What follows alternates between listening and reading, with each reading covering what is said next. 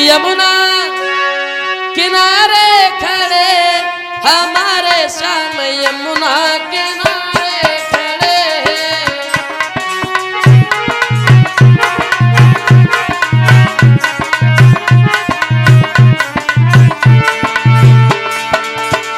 ताली बजाते हुए सब लोग बोल रहे कीर्तन भगवान का। यमुना किनारे खड़े हमारे श्याम यमुना किनारे खड़े।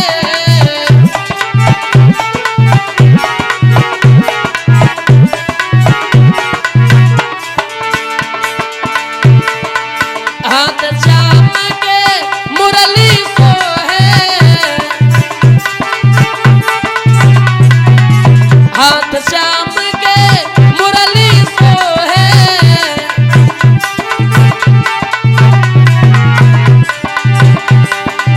जाऊ मीरा चले हमारे श्याम यमुना किनारे खड़े।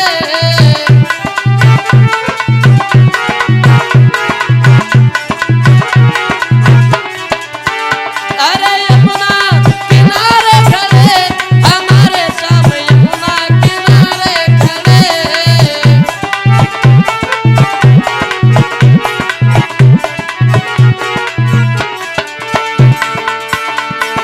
यमुना किनारे खड़े हमारे श्याम यमुना किनारे खड़े।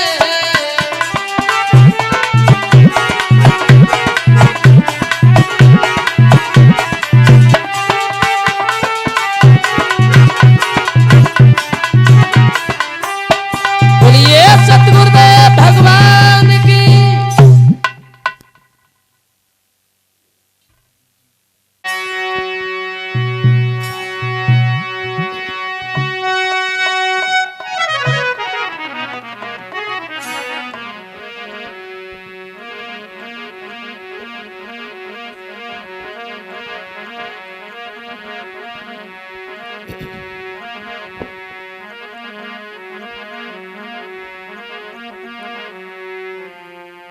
श्री गुरु चरण सरोज रज निज मन मुकुर सुधार। बरनउँ रघुबर बिमल यशु जो दायक फल चार।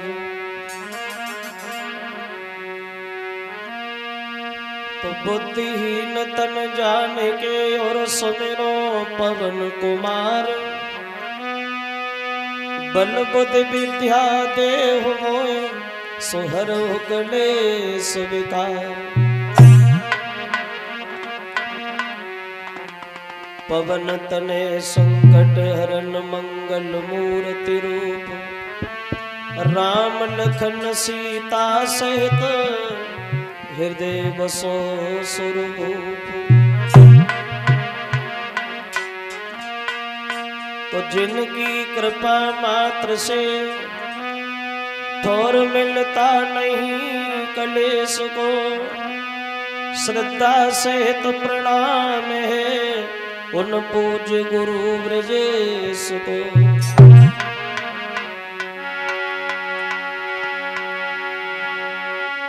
तो तू ही कालिका तू कालन को काल। आदि शक्ति आनंदमयी माँ खेरे की लछपाल।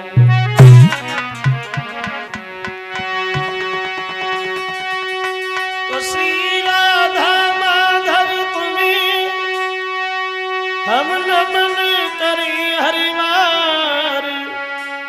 कृपा दृष्टि मुझ पे करो प्रभु खेल गई ओ पार।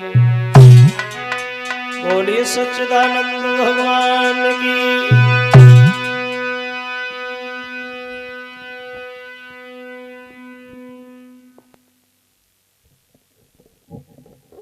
आदरणीय व्यास के पुत्र सुखदेव अभिमन्यु के लाल परीक्षित से बोले हैं, सुनो महाराज। प्रसंग जहां चल रहा था भगवान यादवेंद्र सरकार योगी राजकृष्ण के बारे कि भगवान श्याम सुंदर का अवतार तो हुआ है मथुरा की जेल खानों में, और इनकी बधाई बाबा नंद के यहाँ गोकुल में बजाई गई। 5 दिन की उम्र में भगवान पूतना जैसे भयानक राक्षसी का वध करते। 27 दिन की अवस्था में सक्टासुर तृणाव्रत का वध करते। जब थोड़े और समझदार होते हैं तो सबसे पहले ये माखन चुराने का काम शुरू करते। गोपियों के घर में जाते हैं श्याम सुंदर, माखन को चुरा चुरा के खाते हैं। गोपियां भगवान कन्हैया की शिकायत लेकर के यशोदा के करीब आती हैं और इसी बहाने से भगवान के दर्शन करती अपने जीवन को सौभाग्यशाली समझती। एक दिन अपने घर में जब चोरी करते हुए श्याम सुंदर पकड़े गए तो यशोदा बोली, लाला इधर आ। पहले जब कोई गोपी हमारे घर आती थी तुम्हारा उल्हाना लेकर के, लेकिन हमने कभी गांव की गोपी पे विश्वास नहीं किया, क्योंकि हमें यकीन था कि मेरा श्याम चोरी नहीं करता। लेकिन आज जब तुम रंगे हाथों ही पकड़े हो, तो जब तुम अपने घर में ही नहीं मानते तो भला दूसरे के घर में कैसे मानते होगे। तो कन्हैया की कलाई पकड़ के आंगन में ऊखल से बांधने के लिए चली है यशोदा। भाग करके गई, रस्सी उठाए ले आई, लेकिन जब रस्सी लाई है तो वो रस्सी छोटी पड़ी गई। दोबारा दौड़ी, दूसरी रस्सी ले आई, लेकिन वो भी छोटी पड़ी गई। तीसरी बार तीसरी रस्सी लाई, लेकिन वो भी छोटी हो गई। यहां तक प्रमाण मिला के पूरे मोहल्ला की रस्सें इकट्ठी कर ली यशोदा ने, लेकिन भगवान को बांध नहीं पाए। अब कन्हैया हंस रहे, यशोदा झुझला रही, श्याम चाहे हमें पूरे गांव की रस्सियां लानी पड़े, छोड़ूंगी नहीं, बांधूंगी जरूर।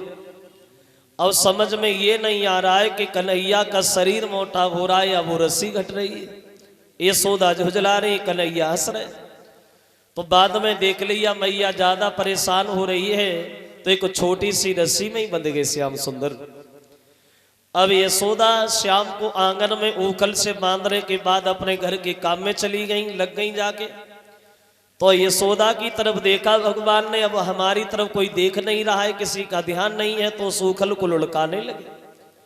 धीरे धीरे लुढ़काते हुए दरवाजे पे पहुंचे तो दरवाजे पे यमला अर्जुन नाम के 2 वृक्ष खड़े थे, उनके बीच में जाके फंसाया। धीरे से झटका मारा तो वे दोनों वृक्ष टूट गए।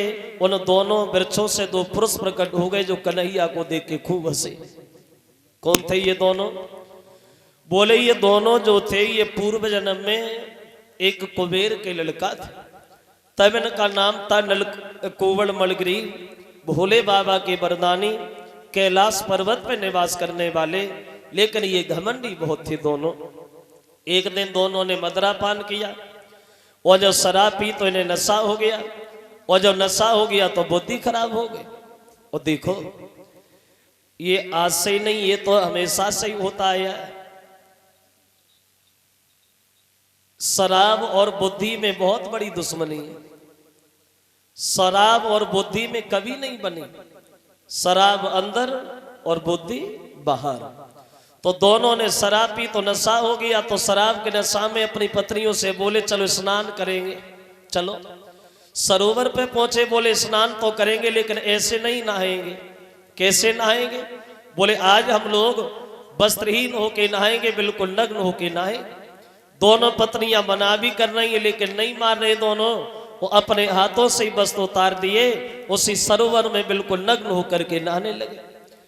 देवर्षि नारद निकलते हुए गए हैं तो नारद को देख करके दोनों पत्नियां भागी अपने वस्त्र पहने, लेकिन वे दोनों घमंडी बिल्कुल नंगे ही खड़े रहे पानी में।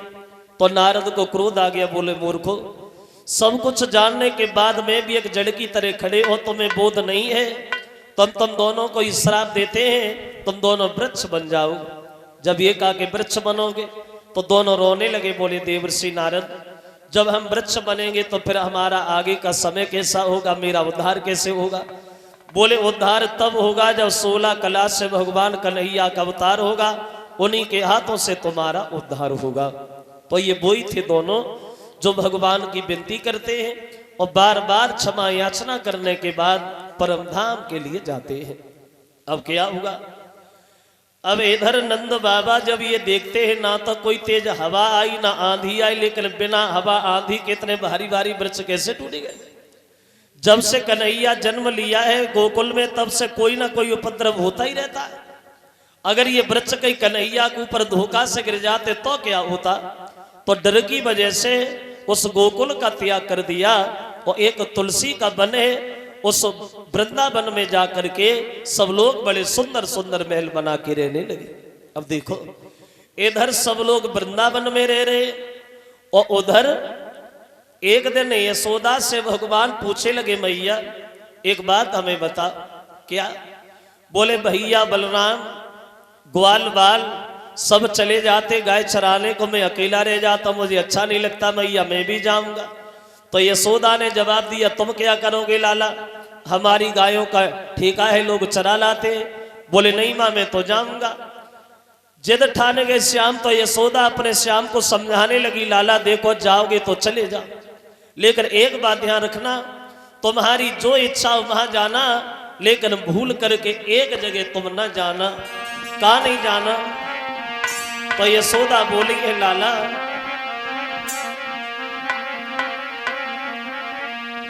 कि यमुना तट पे काली देह पे और मेरे लाल भूल के मत जाना।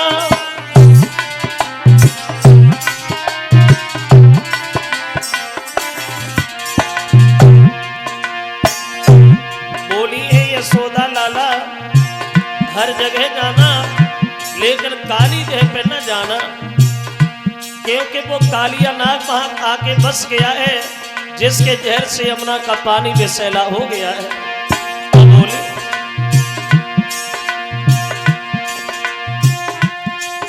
यमुना तट पे काली देह पे मेरे लाल भूल के मत जाना, संध्या होने से पहले ही तुम लौट के घर में आ जाना।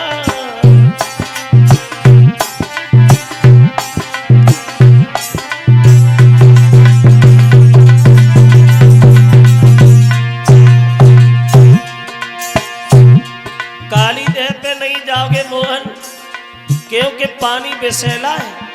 तो यशोदा से बोले मैया नहीं जाएंगे, मना कर रही हो तो। लेकिन जब सुबह हुआ तो सबसे पहले भगवान वही गए जहाँ यशोदा ने मना किया। क्या देखा? त्रैविध बेटी है बन मैयार खग वृंद सुरीले गाते मुरली धर धर के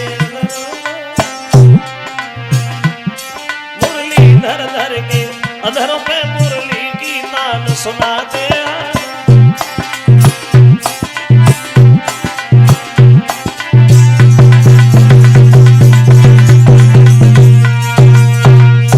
चले भगवान सुबह सुबह जहां काली देह पे यशोदा ने मना किया।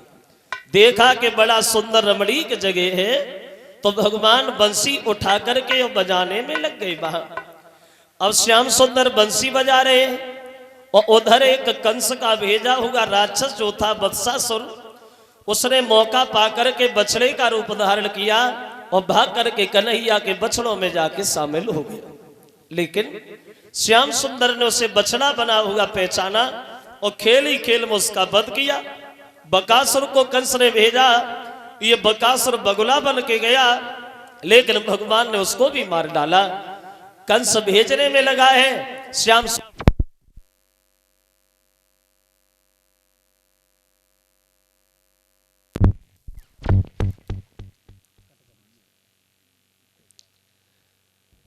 बड़ा अधीर है, कंस की कचहरी लगी है। उदास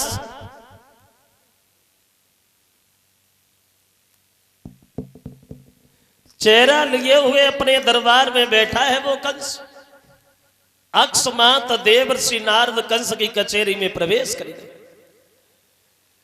जो कंस को नारद ने देखा तो नारद मुस्कुराते हुए आगे बढ़े और नारद को सिंहासन पर बैठा लिया तो कंस से सवाल करने लगा। का कहना है कि नंद नाम का जो अहीर है जिसने गोकुल को छोड़ दिया, वृंदावन आबाद कर दिया, उसी नंद के घर में दो बच्चा है कृष्ण बलराम। वही हमारे काल और वही चिंता हमें खाई जा रही नारद। तो नारद ने उत्तर दिया इसमें चिंता वाली बात क्या है, अरे किसी को भेजो मरवा। तो कंस बोला बाबा कैसे समझाऊं, पूतना सक्तासुर तृणाव्रत अघासुर बकासुर सब चले गए।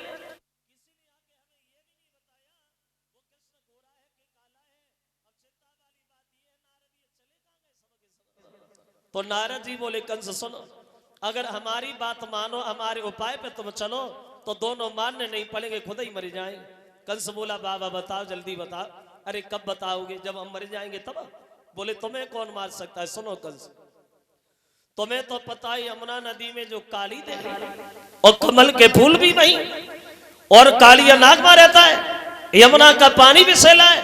एक काम करो तुम कमल के फूल मंगवा, वे दोनों मारने नहीं पड़ेंगे, खुद ही मर जाएंगे। जैसे छोटे बालक और दुष्टों का घमंड गिराएंगे, हम हीर बंसी वाले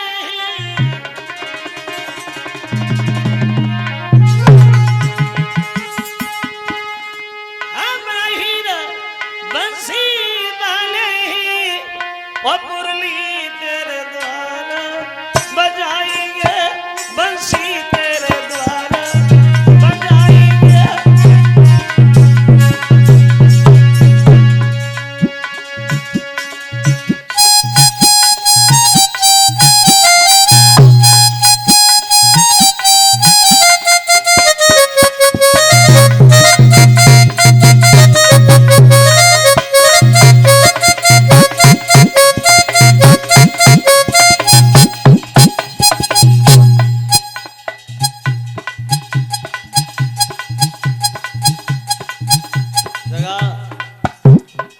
देख के आ रही हो, जगाओ तो सही। अम्मी ने आ रहे तुम्हारे पति की ताकत और बोले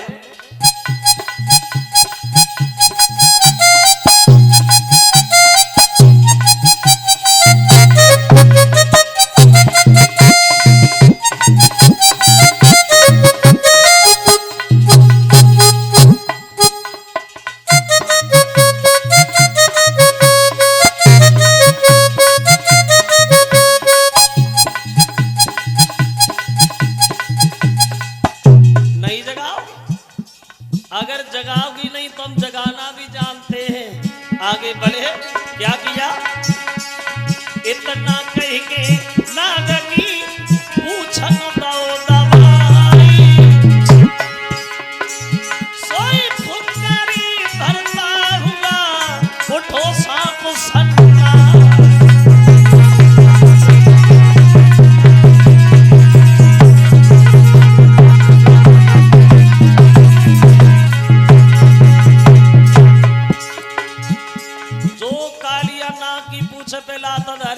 सतराई चलो आओ, ऐसा ही नहीं।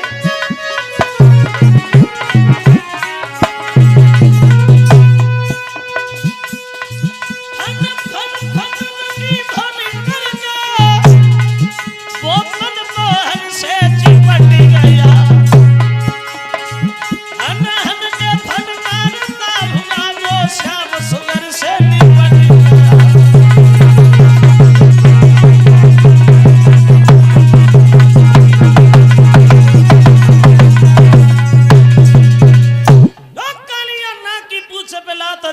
सतरई चलो आओ, घेर लिया चारों तरफ से श्याम सुंदर को।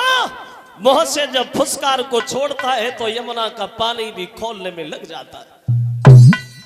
कन्हैया ने देखा, सोचा अब तो हम गिर गए, क्या करें। तो भगवान वहां अपने शरीर को इतना गर्म करते हैं, इतना गर्म करते हैं, जो घबराए के काली दूर हुआ और त्यों ही मोहन ने हाथ किया वो धीरे से नथनी पिचका दी, वो झटकाली नाग को नाथ लिया। फुर्ती में आए, कालिया नाग ना था और फन पे सवार हो गए श्याम। जोन से फन को उठाने की कोशिश करता है, भगवान उसी पे पैर रख लेते।